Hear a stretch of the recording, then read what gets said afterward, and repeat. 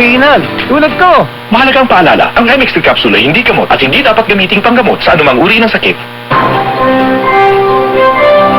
Ito ang DXDR 981 sa Dipolog numero 1. Tatak RMN.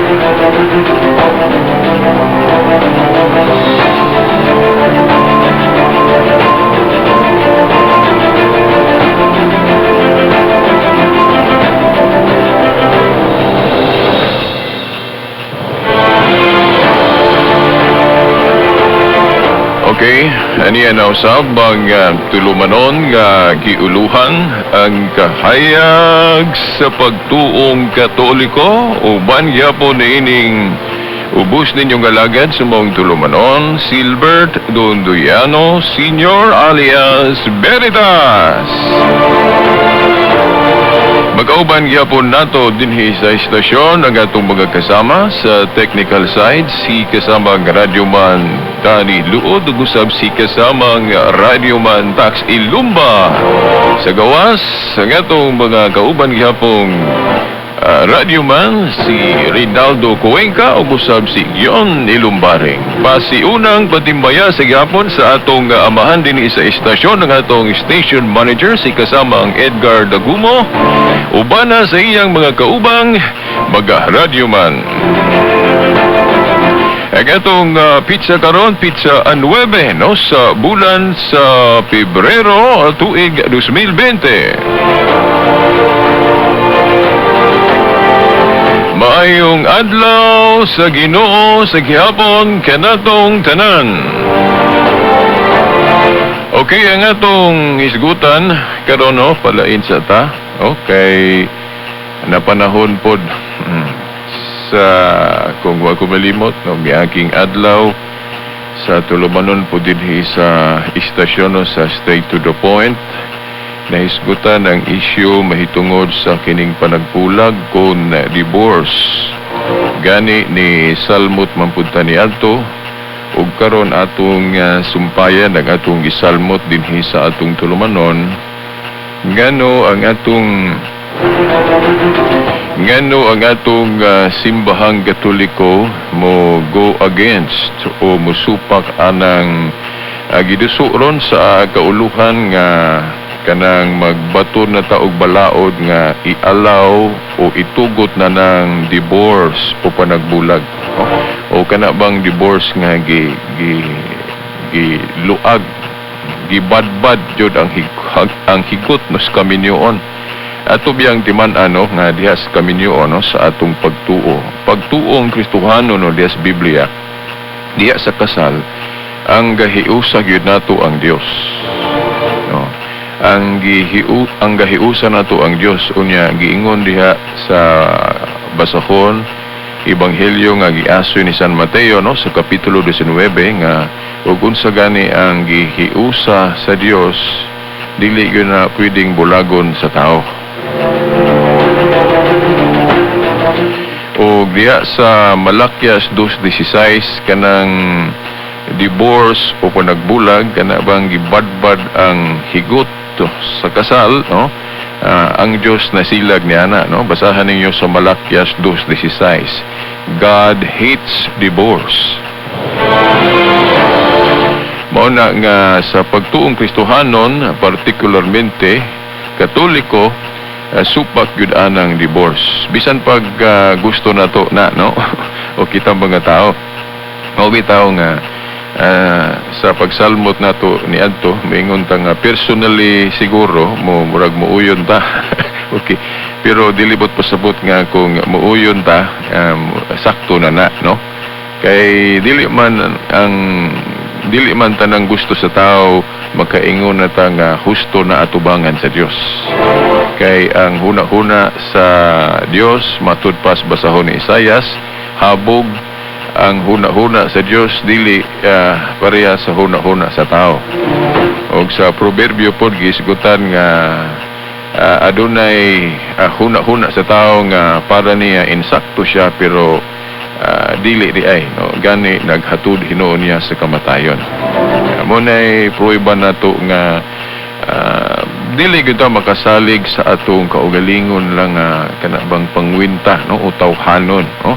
Sa Proverbio 3:5 giingon nga likayan ng kinaugalingon nga pagsabot o private interpretation. Ngano man kita gumbang nga tao gud masalay pod man ta. O masalay pun kay namana nato tong sangputanan sa gihibo natong unang ginikanan Adan ug Eva no duna natay kinaiyang fallen nature nata. So kung fallen nature nata sa lagda sa mayong pangisip no dili ta mosalig sa atong kaugalingong pangwinta kay fallen nature man ta. Ang Dios dili masayop, di ba? So mo sandi kita sa Dios kay di man siya masayop. Na mao na sa ato bitawng pag-ampo kanang Lord's Prayer kanang gitudlo sa Ginoo nato gibalik-balik man nato di ba kanang amahan namo na kasalangit pagdaygon nimo ngalan matuman ang imong pagbuot no? Ang pagbuot sa Dios may matuman dili ang ato. So mo na nga ako sa akong tawhanon nga pangwinta mahimong musugot ko anang divorce pero kay masalay pon man ko fully nature man ko mo nang dili ang ako mo'y ipatigbabaw. Mo na nga ang pagbuot sa Dios gud may matuman para matuman ang Lord's Prayer. Unya bitaw dunay mabasa diha sa Mateo 19 nga ang mga Hudiyo nga ilang gitistingan ang atong Ginoong Hesukristo ba kung husto ba gyud ang iyang response saon niya pagtubag nga gidili ang panagbulag pero giing na nila ang Ginoo ngano man lagi be si Moses mitugot man og panagbulag kung gidili ng divorce unsa giingon sa Ginoo nitugot na lang si Moses ninyo tungod kay gahi man mug ulo. Pero sa sinugdan dili yun. Okay. Basahan ko ninyo Mateo 19. Mateo 19 basahan ninyo. Nga ang atong Ginoo nitubag sa kanabang argumentos mga Hudiyo nga ilang gisuwayan ng atong Ginoo kung insakto ba gyud ang tubag o dili magka ng divorce ngano man lagi si Moses mitugot man nga sa panagbulag. Ang tubag sa Ginoo nga nitugot na lang si Moses tungod kay kahi man mo og ulo. Pero sa sinugdan dili gyud na. Nagkaroon atong hisgutan ning kinibang rason kung siya atong response anang mga argumento sa muuyon sa divorce. Okay, atong ipaagi og istorya. Pananglit usa ka asawa. Bugbog sarado ka sa imong bana. Dili mayo ang imong bana. Wala magtuman sa iyang kakuhan isip bana ang pagmahal sa asawa, no? O bugbog sarado ang asawa. Niya unsa may medyos ana? Anong ato man ang kanang pasagdan nga mag-usap na nga gubot man yun ng panimuyo ana, di ba? O nganong ang simbahan dili man kuno mo sana dili kuno mubati anang magtiayon nga wala na ang relasyon nga maayo. Okay, sige nag-away. Sige nag-away. So nga nung usahon pa man na, nga di man na angay usahon kay impierno man ang ilang kinabuhi. Now, ang simbahan wa gyud laing mahimo nga unsa may atong buhaton ani nga dili nato malapas, di nato maguba, dili nato masupak ang balaod sa Dios. Now, sa atong nahibawan ang simbahan mualaw anang kanang gitawag og legal separation. Legal separation. But pasabot isang at na ipahibaw na o kinsay mga authorized diha sa simbahan nga mo study sa imong case. Kung gubot jud ang inyong pamilya nga lisod jud ang pagpadayon nga mag-usa mo og puyo diha sa inyong panimahe, now i-grant ng legal separation. Unya kanang legal separation dili na sabton og divorce. Now, kung atong tan-awon mura po siya divorce kay gabulagod mo. Pero ang inyong pagbulag wala gyud giguba, wa gyud gibadbad ang kanabang hikot sa inyong kasal. Naara ang inyong higot kay ang Dios God, di ba? Sa Mateo 19 gaingon man ang Ginoo nga ug unsay gihiusa sa Dios, dili kini mabulag sa tao, di ba? So kana nga hikot, kay ang Dios may gahikot, dili gyud na mabadbad. Kung tanaw na to ba ang mata sa pagtuo. Pero tungod kay sa inyong sitwasyon dili man maayo pod nga kanang ipadayon mo og usag panimuyo kay impierno man inyong panimuyo kay sige naman mug-away. So ang simbahan mo sabot mugrat ninyo og legal separation pero dili nabot pasabot nga gibadbad ang higot sa inyong kasal. Kay dili lagi na mabadbad sa tao, ang Dios rin makabadbad na, di ba? Now, ang simbahan mo allow legal separation, kanang legal separation igo ra mo gilayo sa pagpuyo. Kay lisod man og mag-usa mo, gubot man. Di ba? So, pero dunay tambag nga unta maningkamot mo unta nga mag-usa mo og balik pagpuyo. Kay dili lagi mabadbad ang inyong higot kay ang Dios gud mo'y gahigot ninyo kanang inyong kasal. So ana, dili na sabton kanang legal separation, dili na sabton nga divorce nga gibadbad ang higot sa inyong kasal. Naara gihapon pero gilayo lang mo og pagpuyo sa rason nga ato nang nahisgutan, di ba?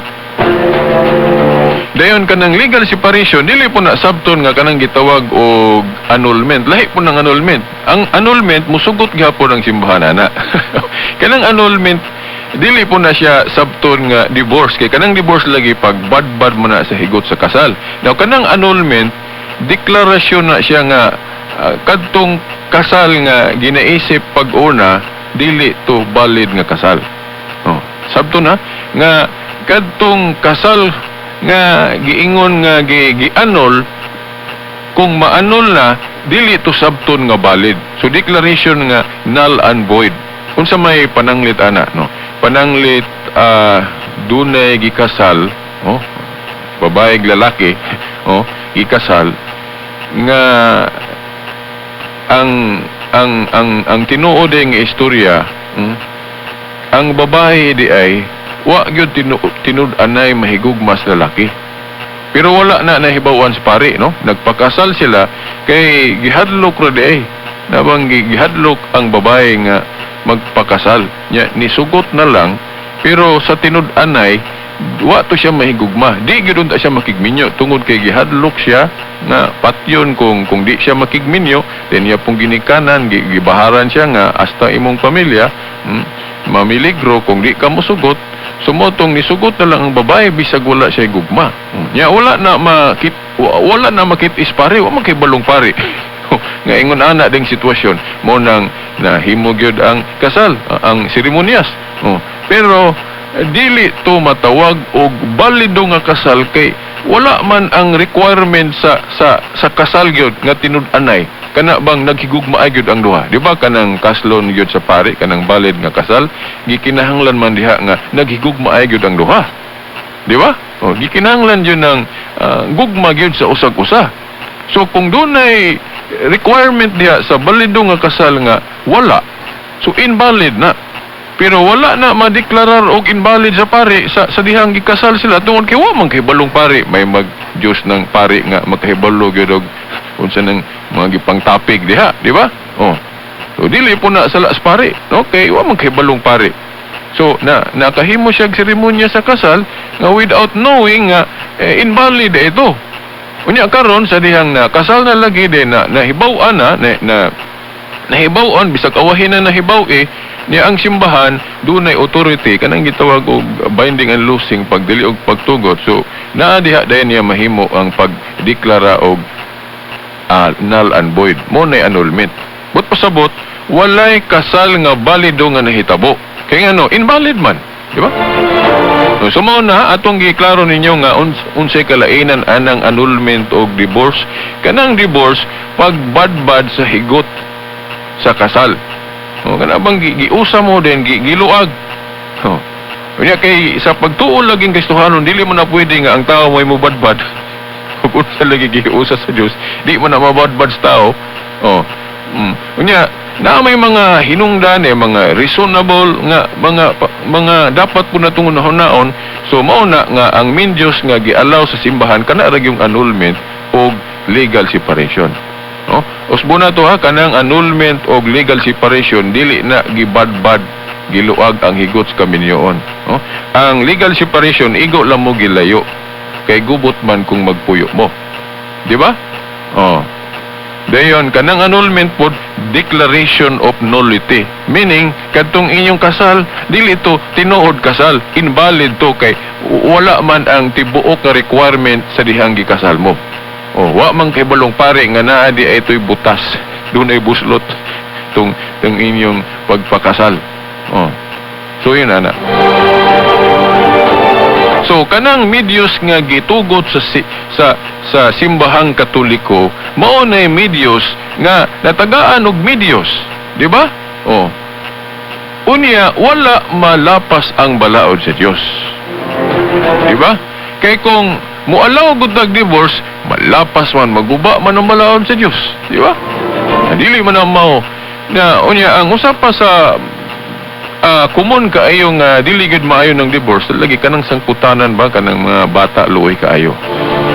Dayon lain pa pod murag atong gitudluan ng atong mga bata nga musupak o dili motahod sa mother church. O kana bang simbahan sa Dios. Naa sa 1 Timoteo 3:15 giingon diha nga ang simbahan kun iglesia nga gitukod ni Kristo haligi og sukaranan sa kamatuoran, pillar and foundation of truth. So that means nga infallible ang simbahan when it comes to faith and morals. So siya mo'y nasayod, siya mo'y silbing spokesman sa Dios. Nya naa sa Mateo 18, no, basahan ninyo Mateo 18 tudling 17 ug 18. Naa diha mabasa, no? Nga ang simbahan diri sa yuta kung maghisgot na gali kinsay husto, ang simbahan mo'y final arbiter, Supreme Court, no? Basahan ninyo Mateo 18, 17 ug 18. Pero lisod niya lahi ng balaod sa gobyerno. Ang balaod sa gobyerno pwede mang supako ng balaod sa Dios. Pero sa mata sa pagtuo, dili maayo ang usa ka gobyerno nga dili motahod sa balaod sa Dios. Diha ba sa atong preamble ato sa una pagaling paglitok, di ba? Basahan ninyo atong preamble, di ba? Sa una pang paglitok og mga pulong gahisgot na og with the aid of divine providence. Ambot po sabot with the aid of God. Nagpatabang na ta sa Dios diha pa lang sa atong mga constitution nga panalanginan ang atong mga balaod. Pero magpatabang ta sa Dios pero dili ta motahod sa iyang kagustuhan, sa iyang sugo. Kay magbuot jud dagato, di ba? So dili na lang ta mo litok anang Lord's Prayer kanang gitudlo. Ginoo ra bagi gatudloan na. Di ba kanang Lord's Prayer? Amahan namo na ka sa langit pagdago nimo ngalan, matuman ang imong pagbuot. Matuman imong pagbuot niya, ato di ang pagbuot may matuman.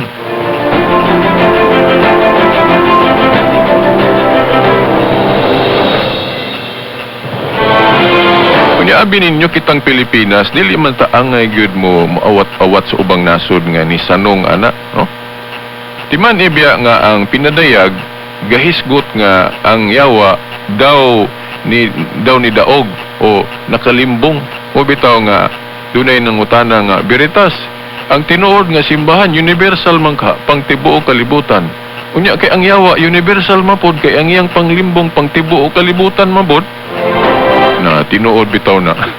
O bitaw ako, so kung sabton unsay bot pasabot anang pulong Katolik o universal, boss mo nang maingon ko kanang duha ka side puros na Katoliko. Oh. Di ba?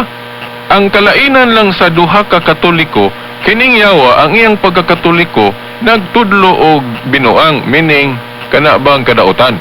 Oh, ang iyang pagkakatoliko nagtudlo og kadautan. Pero ang pagkakatoliko sa simbahan nga gitukod ni Kristo nagtudlo og pagsubay sa kabubuton sa Dios, pagtuman sa sugo sa Dios. Mo nay kalainan.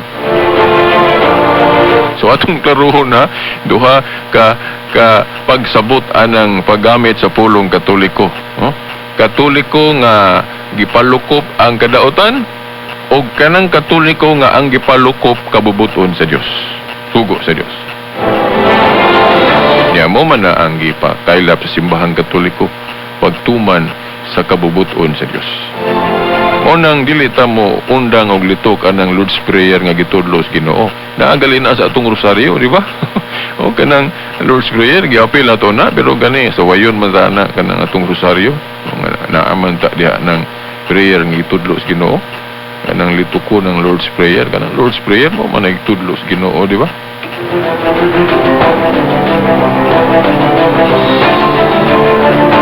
Mo bitaw nga ang simbahan mo gyud ni akong gikabiliban gyud sa baruganan sa simbahang Katoliko kay dili gyud siya ba matinag, dili ba gyud siya madalaan ng pressure sa tao, di ba? Daghang mga politiko ang nadala sa pressure sa tao mo nang nisugot na lang sila anang divorce. No kabalo ba mo mga igsoon nga kanang ubang mga magbabalao diha nga nisugot na lang og divorce? Actually sa ilang kaugalingon di na sila musugot unta. Pero kay ilang mang gipalabi ang ilang political career nga sa ilang paminaw mas humot man sa tao ning divorce, mo nang musugot na lang sila parang daghang malipay nila. So ang ilang gustong mali ang nahitabo dili nila gusto lipayon ng Dios, ang ilang gusto lipayon ng ilang kagalingon ug ang mga tao nga moboto nila. Na dili man na mao. Okay, mas gipalabi man nato ang tao kaysa Dios ana. Kahinomdom mo atong nahitabo ni King Henry VIII, no, King Henry VIII, nga sa sinugdan kini si King Henry VIII depender ni siya sa simbahang Katoliko. Oh, depender ni siya sa simbahang Katoliko pero ang iyang pagka-depender kanang duguon ba kanang mga gubat-gubat, di ba? Oh. Unya, nagsalig siya ba nga depender ko sa simbahan nga Katoliko. Oh, ugon siya pangayoon ako sa Santo Papa, musugot yun ang Santo Papa. Oy, kay nahitabo man ang iyang gipangayo nga makigbulag siya sa iyang asawa nga legal dili invalid. Ang legal nga kaminyoon niya ni kung wa ko malimot no si Catherine. Gusto niya kanang bulagon gubon tungod kay wa man gud sila anak. Kana lang rason ba wa sila anak mo na nga makigbulag siya nga asawa kay na may iyang gustong laing babae. Nya kay wa man mosugot ang simbahan, wa man mosugot ang Santo Papa. Kay di lagi na pwede. Ano man, kay ang simbahang Katoliko god kay naa niya ang Espiritu Santo, dili mosugot ang Espiritu Santo. Bisan pag mga tao ra nang gadumala diha, di mosugot ang Espiritu Santo nga ang matuod nga simbahan maka-pronounce officially og mga baruganan nga sayop. Sayo dili nagkatuhuan tong giingon ni San Pablo dayon nga ang simbahan haligig sukaranan sa kamatuoran kay nasayop man di ay. Mao na kung gipalabi pa sa Santo Papa ang kahadlok unsay himuon sa hari ni si King Henry kung nahadlok pa siya sumusugot gyud siya ato. Pero wa siya mahadlok, di ba? Bahala na siya mamatay siya. Basta dili gyud makahukom siya dili mao sayop nga masupak ang kabubuton sa Dios. O mo to nga nasuko si King Henry VIII mo nang nibulag siya sa simbahang Katoliko ug nagtukod siya kiyang kaugalingong simbahan mo ng Anglican Church, di ba? Nga siya mo'y head, siya mo'y ulo sa iyang iglesia nga protestante kanang Anglicanism, then at the same time siya pod ang head pod nga state o sa iyang gobyerno po dito sa England. So mura na siya ni kompetensya sa gahom Santo Papa, kaya ang Santo Papa head sa simbahan, head po sa gamayng state sa Vatican, di ba? O nakigkompetensya na siya sa authority sa Santo Papa, head of state at the same time head of the church, no? Di ba? So mauna dili maayo na, no? Now, wala ko'y panahon diri nga mo discuss, nindot untag i-discuss na kayo, wala na ko'y panahon, no? Now, timan ilang kanang mga, kung himo ninyong rason nga kana bang mga kalisod, mga trials tiya sa atong panimuyo, now, kung makalatas ta ana, makapadayon ta sa mga trials, nga wa na to maguba ang balaod sa Dios pagkaanindot ana. Dili ta mulikay sa atong krus. Kay kita mga Kristohanon na atay krus nga gipasan. Kinsa tong buot mo sunod kanako kinahanglan mo pasan sa krus, no? Di ba? Ang kinabuhing Kristohanon dili kay lipay-lipay lang. Nga ay mga kalisod, na ay mga trials nga atubang ang atong Ginoo gani nga gipatay man gani, wa man gali siya mo balibad nga patyon siya alang lang sa atong kaluwasan.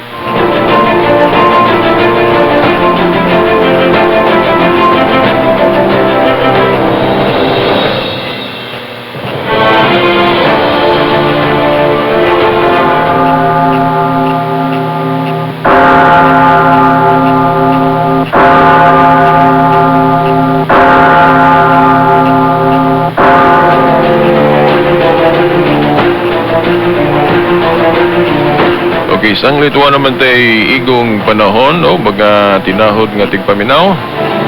Sa ngalan na lang sa atong mahal nga inahan, Mother Mary, baga kadagkuan sa atong simbahan, ang atong talahurong obispo ug mga kaparian, hangtod sunod Domingo pohon sa mga oras ug istasyon. Sa ngalan sa Amahan, sa Anak, sa Espiritu Santo. Amen.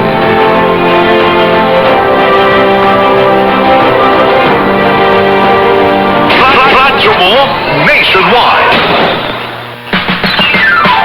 Noon ay love na love kita sa aking dishwashing. Ayun pala kadiri ka sa antibac ay bitin. Ang akala ko pa nga, lahat na kalamansi dishwashing liquid, antibac ang galing. Kaya mag-Smart Dishwashing Liquid na. Mapakalamansi o lemon, parehong antibac. May double tanggaling formula. Tanggal galing ang sebo, tanggal galing ang bakterya. Smart liquid dishwashing Smart ang tanggaling-galing. Smart Dishwashing Liquid. Manufactured by ACS Manufacturing Corporation. ISO certified world-class quality. Hours of germ protection. Shield that soap, shield that soap. 24 hours of germ protection. Shield that soap, shield that soap. Protektahan ang kalusugan ng pamilya. Mag-Shield Bath Soap regularly. Kills 99.9% ng germs at recommended pa ng Philippine Nurses Association. Shield that soap, shield that soap. Shield. Galit sa sakit, may malasakit. Shield Bath Soap. Manufactured by ACS Manufacturing Corporation. ISO certified world-class quality.